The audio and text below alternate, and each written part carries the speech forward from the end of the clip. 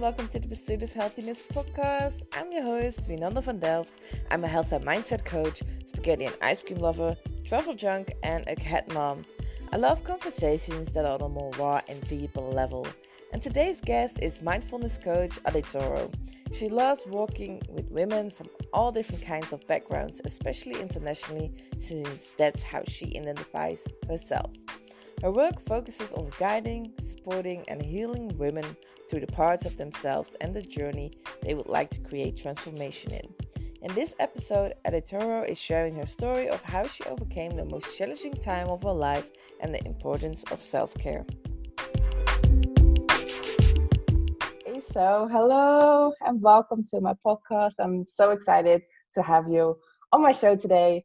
Tell us a little bit about yourself, where you come from, what you do. Thank you so much for having me, Winanda. I am Adetoro Majek. I am a board-certified life coach. I focus on supporting women on going after what it is that they want for themselves by truly doing the inner work and knowing who they are and loving themselves. Oh, that's very important, isn't it? Yeah. So how did you start doing that? So it was something that I worked on for a lot of years, and I didn't know that I was working on it because it was my life. I had to learn how to be there for myself, how to love myself, how to be more kind to myself. And out of that, out of my experiences, out of my pain, brought about the work that I wanted to give to the world, which was learning to support yourself through the hard times, learning to go after what it is you wanted, even if you don't think you're ready for it. Yeah. Okay, beautiful. Yeah. So what, in what situation were you in that you had to learn to love yourself and had to do all the work yourself? Okay. So I was in grad school. It was during grad school. I was accepted under a terminal condition, which means I had to meet a specific requirement in order to be accepted full time and accepted as a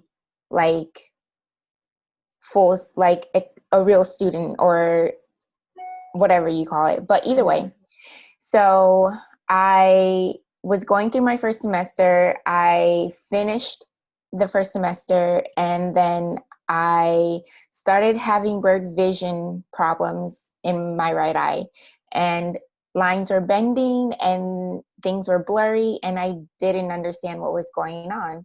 So I, called my family and told them what I was going through, and they told me, like, you need to go to the emergency room. You need to figure out what's happening. And because of that sort of urgency that I heard from them, it allowed me to just step up and be like, okay, let me go check out what's happening. This is my vision. I don't want to mess with it. So I get to the hospital, and the on-call doctor couldn't really tell me what was going on, but he said that one of your eyes is inflamed more so than the other. That still left me with no questions, but because he was kind of in training or learning, he himself had no answers. So I had to just leave that night, and I told my family what the response was. But basically, I found out that like a vessel broke in my vision in my right eye, and I wasn't able to see properly because fluid was leaking into my pupil or into my retina. And it caused me to have blurry vision and distorted vision, which was why all the bending of the lines on my computer was happening. So I literally wasn't able to see as well as I did at the beginning or the middle of my grad program. And that caused me to have to slow down and focus on how do I now heal from where I am. Yeah. So all of that is what started making me pay more attention to my body, pay more attention to my thoughts, because at that time I was definitely speaking some negative thought processes in my Yeah. mind. Yeah. Yeah. So how did you deal with that? Because it must have been really difficult while you're studying. And I mean, you need your eyes to study. You need, Yes. yeah. Well, you need your eyes to see everything, obviously, but especially when you are studying for something that you want to become, it's really, really important. Yeah. So uh it's such a traumatic experience, even though thank God it wasn't something that was permanent. It was temporary. It could have turned permanent, but I mean, I think during that time, what I had to change my mindset. I had to change the way I was thinking about myself, the way I was going about life, the way I was just responding to my internal experience. Yeah. And that is what helped me start to heal physically. So I really began to slow down and to take my time with me. And what that looked like was telling myself, you know, it's okay. You're doing the best you can. You're trying your hardest. It's gonna work out. And I think all of these words, not only those, but I think taking the moment for stillness, doing meditation and prayer, and really just like strengthening or building up my spiritual relationship with God allowed me to focus on taking one day at a time, one moment at a time, and one step at a time. Not only did I do that, I believe that therapy is also what helped me to get to that point, because I was literally in a space of like, I want to say depressed Yeah. and unsure of what to do. And an advisor guided me to go see a therapist at my university. And through that is what allowed me to kind of start shifting the perspective of myself and allow me to start taking care of myself even more. Okay. Wow. Yeah. How has that strengthened you? How has that made you better? It has really just allowed me to be a lot tougher. It's allowed me to see that I can go through something and make it out on the other side. Um, it really just built my confidence up, to be honest with you. Even though it's still a work in progress, I'm not 100% confident. I don't think anyone is, Wow. but yeah, but I think through the process, it just taught me how much I could be there for myself and how much I was capable of going through like the most difficult experience and make it through. Yeah. Yeah. Wow. So you basically, you've learned that you can go through the hardest time in your life if you just focus on yourself and giving yourself some slack, if how they Yeah. say it, you know? Yeah. Yeah. It's really about being able to love yourself through the process and to be willing to accept your mistakes, accept what's not working, and sort of surrender to the moment. Because I think I needed to surrender to what was instead of trying to force something or make something happen. It was really about surrendering. Yeah. Um, I've been through a lot, I'm not gonna lie, but I think this really impacted me a lot more than what all the other experiences that I've been through, because at that point, like, there's no way that I can not pay attention to what's happening because it's right in front of me. It's literally my vision. Yeah. Yeah. So there's been times in my life where I've had to keep chugging, like keep going despite the pain or despite the condition. Um, because I also suffer with a chronic illness known as sickle cell anemia. And so I know what it is to be in pain. I know what it is to like struggle through things. Yeah. Um, but I think the difference with my experience with my vision was that I literally had to face what was happening, not just for a few weeks, not just for a couple of days, but for several months. And in experiencing that, that's what made me had to slow down. Wow. Yeah. How did you, um, because you said you had an autoimmune disease, but Yes. it's not showing from the outside, so it's No, it really a doesn't. disease that nobody sees, but it is really affecting you in your daily life. So how did you deal with that, or the people around you that are saying like, you don't look sick, or you know, Yeah. why are you making this? Yeah. Well, how do you say it? Like how? I mean, I can imagine that some days you were in so much pain that you couldn't do anything. hmm So how did people respond to that, and how did you respond to them?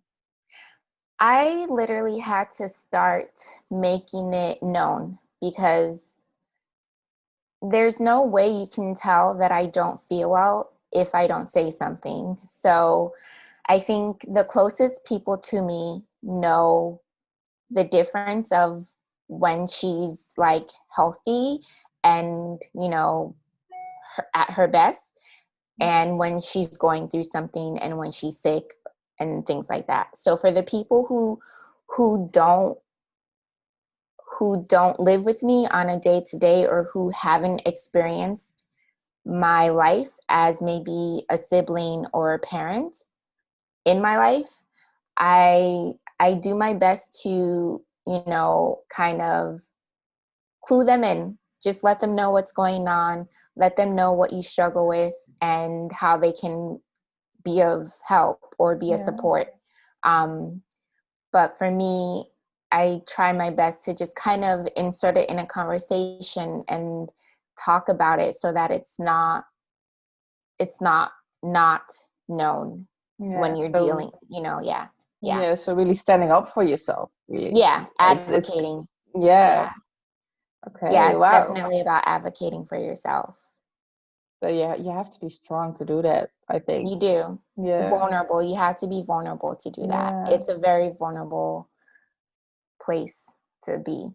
Yeah. So how is that for you now? Because obviously, you are used to doing that now. Does it get easier, or is it still a struggle to talk about it? I think it depends on what circles you're in.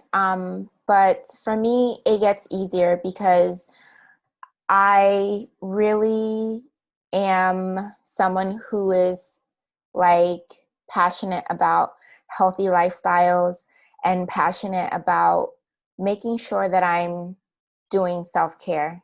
And self-care for me is letting people know, like, hey, this is what I'm dealing with, and I just want to make sure that you're aware. I don't say it like that necessarily, but that is my intention, is to just kind of bring people into my world a little bit more by letting them know, yeah, I struggle with this or I deal with this. And um, like my roommates, I have to let them know, like, I am not always going to be 100%.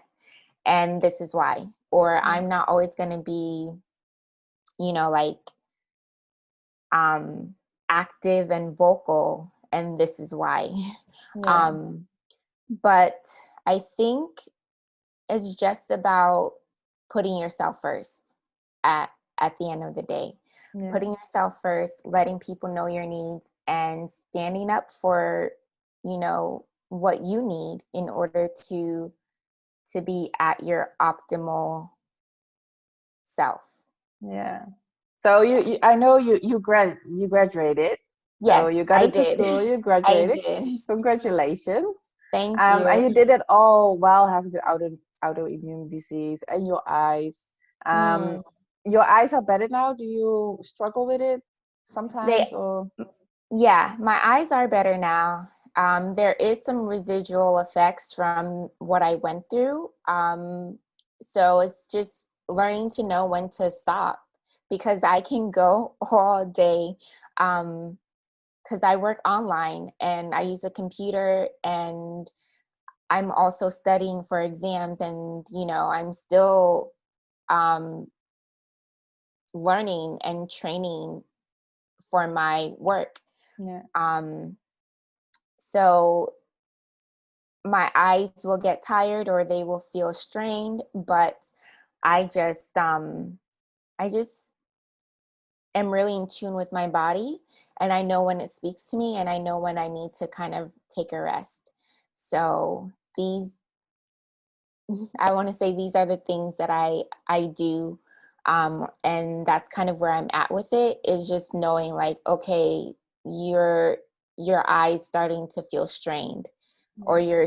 you're kind of starting to feel little pain in your vision. So, kind of rest your eyes, close them, and take a chill pill for a little bit. Yeah. So that's what I do to kind Okay. of, yeah, support myself. Amazing. Yeah. Thank you. Yeah. I've known we've talked before, so I know that graduating from your school and from that study is something that was your dream. That It was was. something you really, really wanted to do, and now you've accomplished that. So, and like I said, even having the autoimmune disease and your eyes. So, to what extent do we shape our own destiny? Do you believe?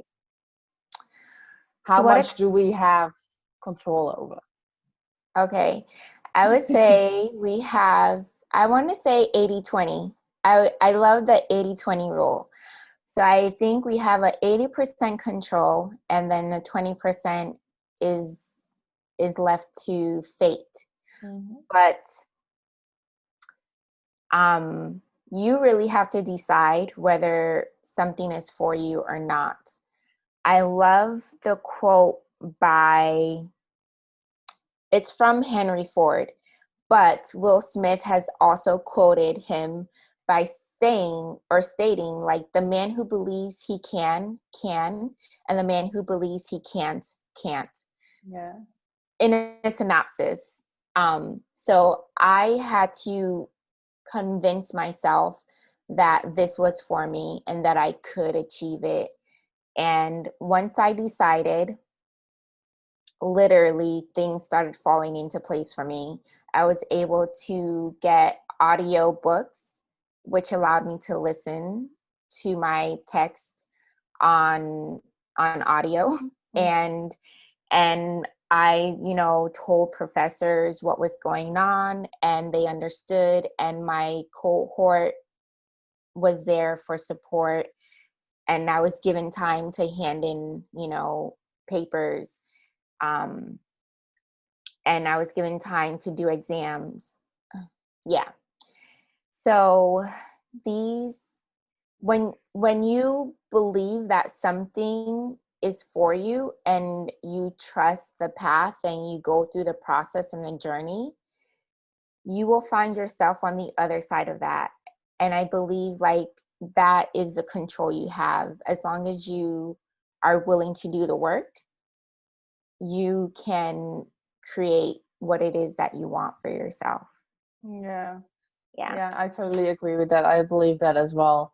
So, what is your biggest lesson that you've learned from all of this? um, I would say the biggest lesson that I've learned is truly being someone who who loves themselves. I had to learn how to love myself, and also faith. I think it took a lot of faith to get me through the process. Um, and yeah, but overall, it was a tough lesson of self-care, self-acceptance, and self-love. And these are the three points of my business today. It centers on self-care, self-love, and self-acceptance. Yeah, that's beautiful. So how do you help other women with that? I work with them as their personal life coach, and I guide them through the things that they are trying to create for their lives. I challenge them with questioning. I guide them on their journey. So I kind of look at it as I'm the GPS to their destination. They know where they want to go. They know what they want. They just don't know how to get there. And I'm the solution on how to make that journey happen for them. So I kind of see myself as the roadmap. But Cool. it's true. Thank you. I was just going to say, but it's truly just about being a conduit and being a support of helping women understand who they are, what they want, and how and why, basically. Yeah. Yeah. Very beautiful. I love what you do, and especially focusing on self-love and self-care. It's really, really important. Like it's the thing that you should start with, I think, when you Yeah. are going on that journey. Yeah, of life. Yeah, Definitely on the journey of life. yeah. Okay, so if people want to work with you or want to know more about you or your disease or how you handle that, how can people find you? So I can be found on theinnerexperience.com. That's my website. But I can also be found at facebook.com/the inner experience. That's where I do a lot of my videos, a lot of lives. There you can interact with me when I go live. And you can definitely send me a message through my business website on Facebook. Okay, beautiful, perfect. Well, I want to thank you a lot for sharing your story and how self-love and self-care has yeah guided you through the hard times in life and to show us that self-care and self-love is really important. Yeah. Yeah, so I want to thank you for this conversation and for taking the time to share that with all of us. And yeah, I'm glad to have, yeah, like I said, to have you over here. I will put all the details in the description box so people can find you and contact you, whatever they want to ask, whatever they need. You're the person to be go to when it comes to self love. Absolutely. Thank you so much. And I'm so grateful to have been a part of um, what you're doing here on your podcast. And so, yeah, thank you. Thank you for having me. Thank you so much. You're welcome. Okay, well, I talk to you another time, and who knows, in the future sometime again. Absolutely. Yes. Okay, thank you. Bye Bye. bye.